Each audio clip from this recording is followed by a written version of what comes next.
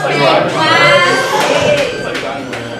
morning, everybody. Welcome to Section A01's Show and Prove final presentation. So today our theme is policing hip hop.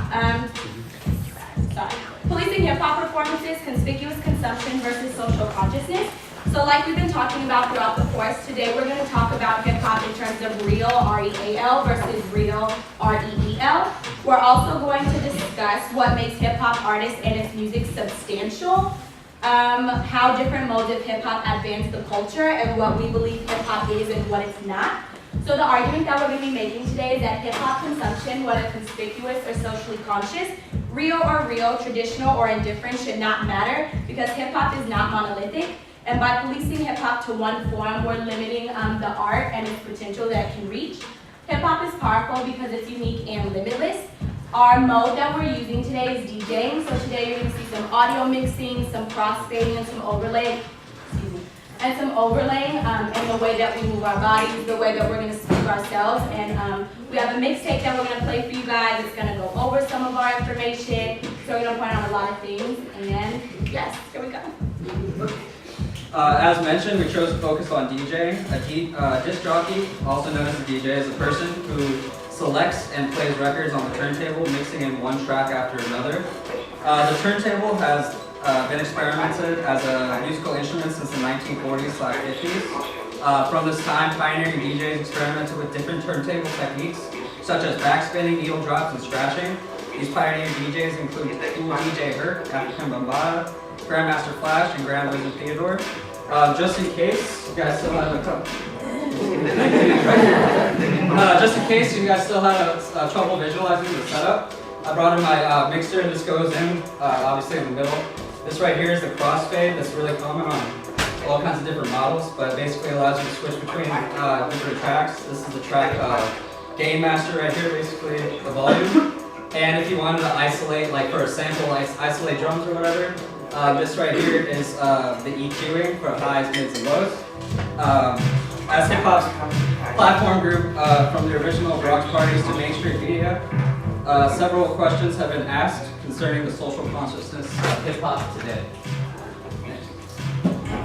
Alright, so our first case is as for conspicuous consumption of hip hop performances, advance the culture just as much, if not more, than socially conscious rap music. So, Too Much Jewelry by the Migos is the epitome of how conspicuous consumption advances the culture because the group members have become superstars from rapping about women, money, and jewelry.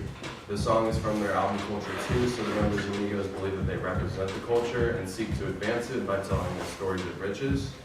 The Migos have inspired a new wave of hip-hop artists to chase the money so that they too can live a luxurious life with too much jewelry. Furthermore, like what Pico said, in A01 by 21 Savage, mainstream hip-hop has put an emphasis on money and the consumption of luxury goods, which feeds into our capitalist society. By having lyrics that always speak about luxury brands like Saint Laurent and buying a G-Wagon, we are buying and placing importance into capitalism and materialism. Going off of that, the chorus, as you can hear, is literally just ass and titties. Not only does it appeal to men, but also women. It allows women to reclaim and create their own uplifting narrative, causing this increase in sales. So in her lyrics, Cardi B is referencing her newfound wealth by talking about the Ferrari that she has, the designer bags, and even being able to pay for her parents' bills. The song held the #1 spot on the Billboard Hot 100, and it held the title as the longest running female solo rap song of all time. Just to put things into perspective, the last time a female solo artist held that #1 title was back in 1998 by Lauryn Hill, so Bodak Yellow was pretty significant in highlighting the exponential rise of a female artist.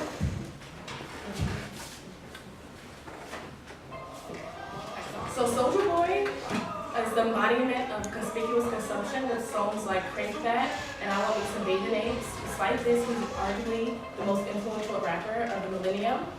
He created a digital disruption of the music industry, starting a blueprint for rappers to get famous off the internet and become famous without input from music labels. conspicuous consumption can actually lead to social consciousness. Sometimes the message is missed. Take a look at Macklemore, for instance.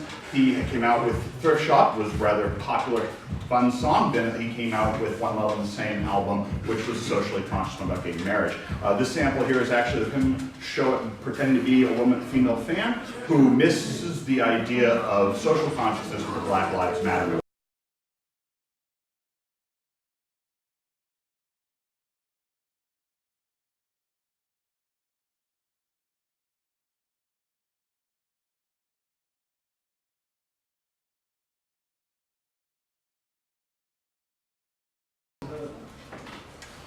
Okay, so we define substantial in two ways. So if you're a substantial artist for the first definition, so you're talking about the Black experience, so you're giving tribute to the origins of hip hop, right? So you're basically talking about what the Black community's been going through throughout the decades.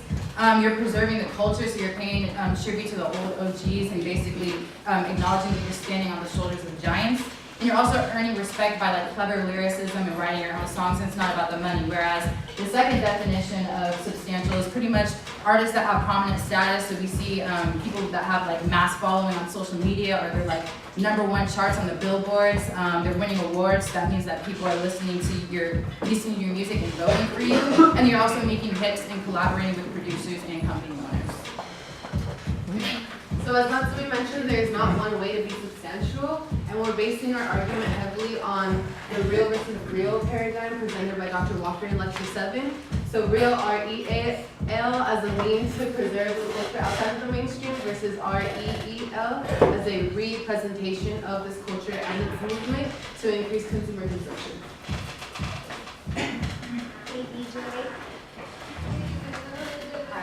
Tribe Called Quest is noticed as national Black artists. They are pioneers of alternative hip hop. Yet in their final album, they received no Grammy nominations. However, the Academy still requested that they perform during our Grammy Awards. And later, Q-Tip called them out on social media, saying that they historically ignore substantial Black artists like themselves. Yeah, and J. Cole's another great example. Although he has yet to win a Grammy, he has a huge fan base, and they really appreciate his socially conscious rap. And his song Kenny Lofton discusses the little importance of Black bodies and how everyone cares about Black entertainers and Black criminals. And although conspicuous consumption furthers Black individuals, socially conscious rap furthers the Black race. Hey DJ, how you doing? You sabotage my community, making it kill, banning it kill, emancipation of a real nigga. That's a statement by Kendrick Lamar's Black of the Berry. In his music, he really wants to focus on reaching out to an audience, particularly the white community and those outside of the Black community, so they can understand the experience and imbue themselves what it means to be a struggling Black individual in society. Yet, where Black of the Berry really takes a deviant stance from your normal conscious rap that taps into the Black power movement of the 1970s, is Kendrick Lamar also offers space to also criticize, critique the Black community itself and our movements that seek to address outside oppression, but also to look at external oppression, in which he also references the conflict between gangs and our community. Okay, DJ. Similar to Black of the Berry, doing that a lot, Kendrick Lamar is critiquing the common notion that you have to fake a persona to be respected. At the root of this song, he emphasizes that people, or rappers in this case, you don't have to lie about material objects to be respected. Kendrick Lamar's main message is, hence, you ain't gotta lie to kick it. So as Vincent Cliff mentioned, speaking up against systematic oppression is a big factor within conscious rap lyrics. How are artists supposed to keep things real if they can't face the reality of their nation's affairs? So I'm going to be speaking about Felipe Coronel, also known as Immortal Technique, and I think he's a prime example of what it means to be a real artist in the industry, as he's unwilling to change his message and his lyrics, which are highly aggressive and political, to fit into the mainstream. And so one of the ways that he takes a stance against commercialism of hip hop is by taking control of his own production of music and by remaining independent. His song Dance with the Devil embodies his role as a leading visionary within the underground movement. As he's clear when he says, when the devil wants to dance with you, you better say never, because a dance with the devil will last you forever.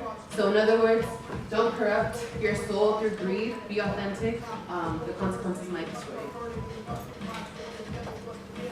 Okay, on the contrary, we have the REE R-E-E-L side, sorry, which we have artist Kanye West, who has won 92 of his 369 nominations, including 21 Grammys. His song Lift Yourself epitomizes the idea of being a substantial artist without a conscious message, in which the song he uses the three words, poop, scoop, and whoop, repeatedly, which takes away from and negates the positive message in the beginning, lift yourself up on your feet. This deliberately emphasizes the fact that rappers don't need to have a conscious message in order to be supported among the masses. Young Thug is a very prominent hip hop artist. He was on the top 100 Billboard 31 times in the last few years. His YouTube videos get over 30 million views. And so he's undoubtedly very substantial, yet he never speaks about any socially conscious topics. He's always hyping up consumerism. He just talks about brands like Chanel and different car companies, but he's still a very substantial artist. And in the song Dumb It Down by Lupe Fiasco, so you pretty much have this fan that's saying that not all of your rap has to be like socially conscious. There's other ways you can get recognition for your music. For example, you could stop using like big words and like start talking so people can understand you. Like you don't have to always be philosophical with it. And then also Lupe makes a lot of like songs that like empower, which is okay, but it's also okay to sometimes make like club bangers and stuff like that. And the fan is also saying that sex sells, so men aren't the only people that like enjoy to see women, and sometimes the women in videos can be seen as like empowerment, so it doesn't always have to be looked at through an exploitive lens. And he's basically saying that real, R-E-E-L, doesn't always hurt, it's just what works. So it just kind of shows that hip hop can look a bunch of different ways. Hey DJ.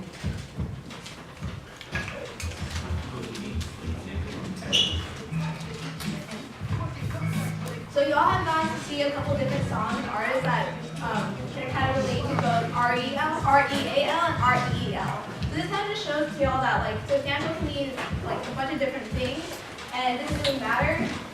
Neither version of real is necessarily involved with the artist, but it's up to them like the message that they want to give out. But also hip hop is powerful because it's unique in this way as well. So our third thematic question is hip-hop required to adhere to one mode of production that does not express delinquency and conspicuous consumption in order to retain its purity. So in other words, hip-hop needs to refrain from expressing these delinquent and conspicuous consumption themes. And the question I pose back to that is a song that expresses delinquency or conspicuous consumption any less pure than any other song? So is it any less pure than songs that have socially relevant themes? And I think it relates really back to this big thing that we've been talking about in class about artist truth. Is it objective or is it subjective to the audience? I chose Moses Mathematics and 2006 and Scuda because they're very different themes and what they talk about. And it relates back to how we watched Evolution of Hip Hop in Two Shorts little segment. He talked about how he was getting blowjobs on buses. This is purity any more or less than people who rap about socially conscious themes just because his is delinquent or conspicuously construed. And to add to what Christian was saying, hip-hop is not required to adhere to one mode of production to reclaim its purity. However, it is a powerful thing when the artist is conscious and reaches the masses. As Dr. Walker in History have taught us, racism was and is the most cost-efficient form of black bondage. Thus, slavery persists via mass incarceration. Commons Black America, again, embodies the constant frustration of black plight battling America's racist construction, which continues to perpetuate the cycle of brutality against black bodies. In his delinquency, Tupac recorded the conscious song Fuck the World, where his response to discrimination and police brutality are discussed throughout the track.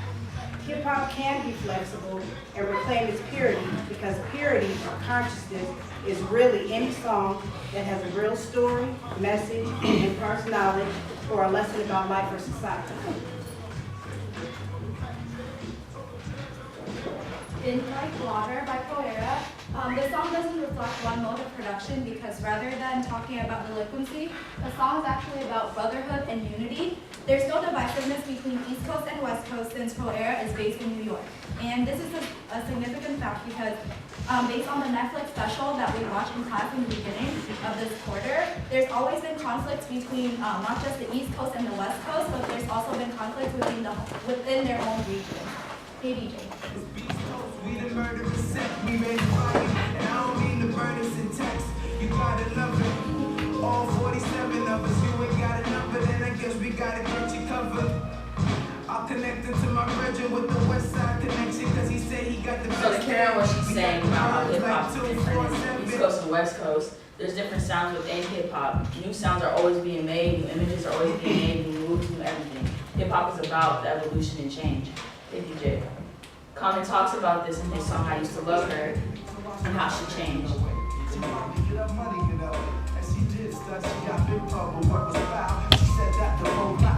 So the issue is that hip hop is being respected, but that doesn't mean that we can't have different sounds. In the book we read by Charnas, no, I said his name wrong. He talks about the different sounds of hip hop that were discovered by Rick Rubin and Russell Simmons, which was that rock sound, and then also about the Ghetto Boys, who had the horror hip hop sound. And then also in the film we watched, the evolution of hip hop, you hear about the Jungle Boys with their Afrocentric sound and how that whole movement happened. So hip hop isn't just monolithic. It's not just one sound. It's unique and there's different sounds that can be substantial. The issue is it respecting what the art really is? As Mikaela mentioned, hip hop is unique, the complete opposite of monolithic. There are many ways for artists to keep it real and be true to themselves as well as their audiences. Wanna Be Cool by Donnie Trumpet and the Social Experiment is an honest rap that shows the artists being true to themselves and their self-expression. They also encourage their audience to be comfortable and satisfied with themselves as well. Hey DJ. The song is simple and fun, but presents a social conscious theme by uplifting the community with a positive message of self-acceptance. Including the song shows the many modes of expression and how hip-hop is in fact a spectrum. And hip-hop is indeed powerful in its uniqueness. Hey DJ, I want y'all to listen to this real quick so you understand.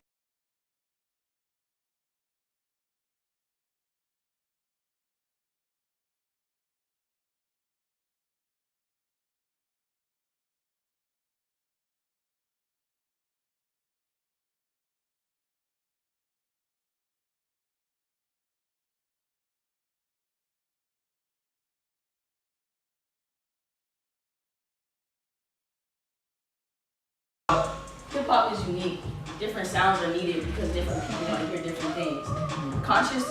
Speakers consumption has advanced the culture just as much as conscious rap has because it's opening people to the sound in general.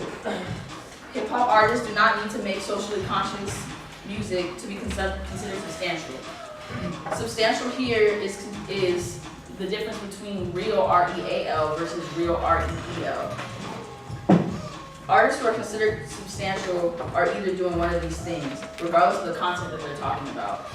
And last, hip-hop consumption, no matter if it's conspicuous or socially conscious, real, traditional or indifferent, should not matter because hip-hop is not monolithic. By limiting or policing hip-hop sound to one, or the message to one message, you're limiting who the message or the sound can potentially reach. Hip-hop is powerful because it is unique and limitless. And that's what they're saying with the outro Rosa Parks.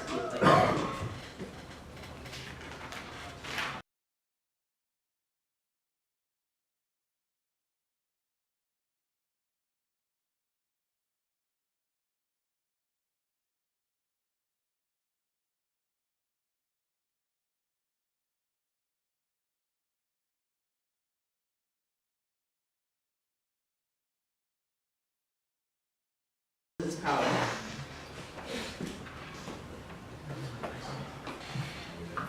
So now we want to hear from y'all. So we have 3 questions up here. So our first question is, how would you define conspicuous consumption? I'm sure you guys raise your hands. So, I actually kind of really like that question because there's a couple ways you could define conspicuous consumption with like the really superficial way being like, just like having your money and showing that you do, which is something that's like really popular in like the new school of hip hop. But I think like there's different connotations if you break it down. Like you could say like flexing. Flexing is like something with a negative connotation because like, all right, you're cool. What are you doing with that money? So like, it depends on how you orient that word per se to have it to give it different definitions, like flexing versus just purchasing or something like that.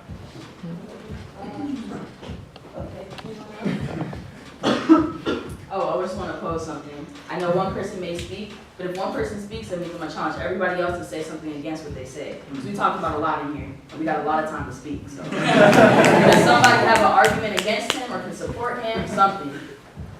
We work too hard for y'all to just sit here. Sorry.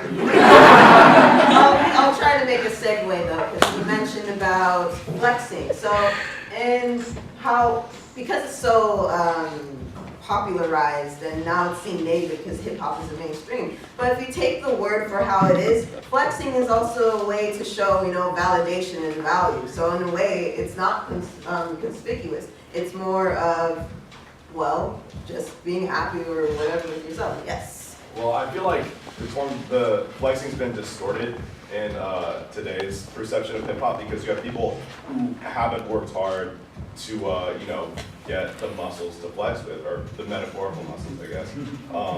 You have people who idolize and romanticize being at the upper echelon of hip hop, and so in order to look the part, they fake flex or they go out of the way to look like they have all this stuff when in fact they don't, and I think it distorts public perception of hip hop. Does anyone have anything? I saw his hand first. I think a good example of conspicuous consumption is, I think it was Clive Carson has a song called Tuck Spot, and it's about how he drives around in a broken car and he's not dressing well or anything like that, but the second he gets home, he lives in like a mansion or something. So he's like doing the exact opposite of flexing. Like he's making it just like down to earth, look like your average person, and then comes back home to his I guess his math path or something. And I think that's a good example of conspicuous consumption. I feel like to go off what Connor was saying about flexing and keeping it REA versus REEL. Like a lot of these rappers, I feel like before, conscious rap was kind of focused on the grind and they kind of, sure they were rich after they reached their success, but their music focused on getting to the point, to where they wanted to get, beating the struggle, ugliness, and the success type of thing. But at the same time, what's real, REA to them now is, they have these riches. So I feel like the narratives of not just conscious hip-hop, but just hip-hop in general has just kind of evolved, and people don't really talk about their past as much, they talk about the present, and I don't know if that's good or bad for the genre, but that's still real to their life, and it's very valid to, how they live and their lifestyle, I guess.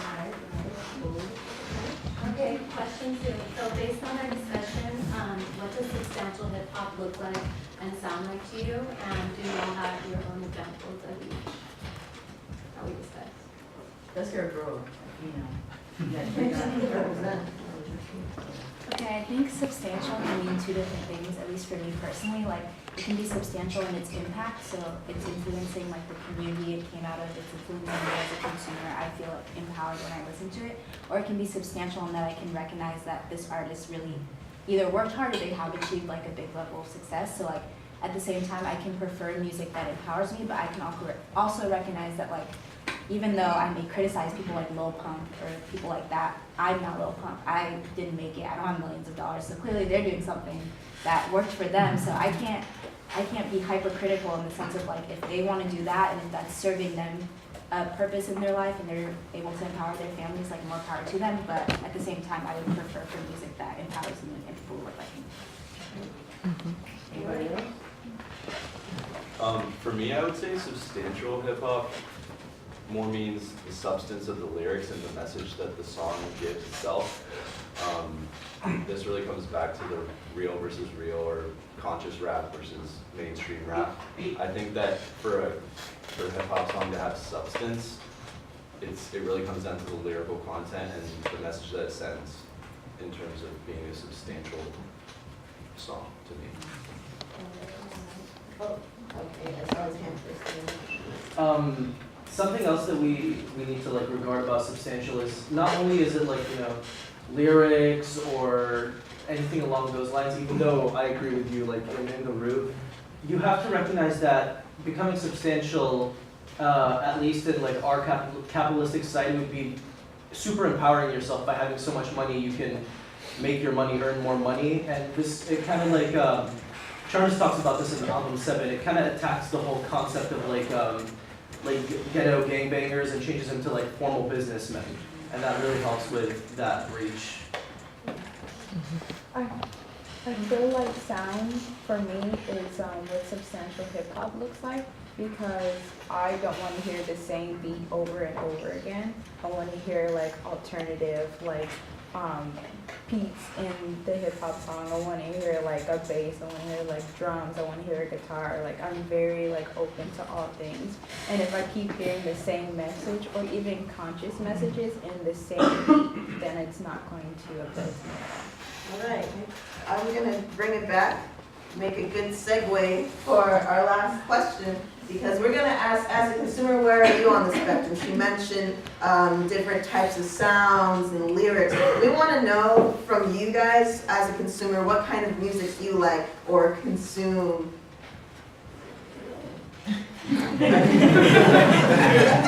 be real for a second. Outside of like music, like but still in the hip hop spectrum, I was into breakdancing like before I got to Davis, but like on a really superficial. Oh, I saw that on TV. That's really cool. And I'll like do a couple like moves at a party to like get a little bit of hype. No, for real. So then when I joined the hiking club when I was a freshman here, I was like intimidated because all these people I actually know what they're doing and they're real. I'm coming here like it was too much for me, and so I like kind of. I'll be honest. I dipped. I went to lacrosse and I played lacrosse for like. I still play lacrosse, but like I came to this class and I realized I wasn't an active participant, and so I came back to the breaking club this quarter. Yes. No, it's thanks to these two guys right here. Yeah, so I feel like I'm on a better end of the spectrum now. Nice. Anybody else? Anybody else want to say what's You guys want to share what's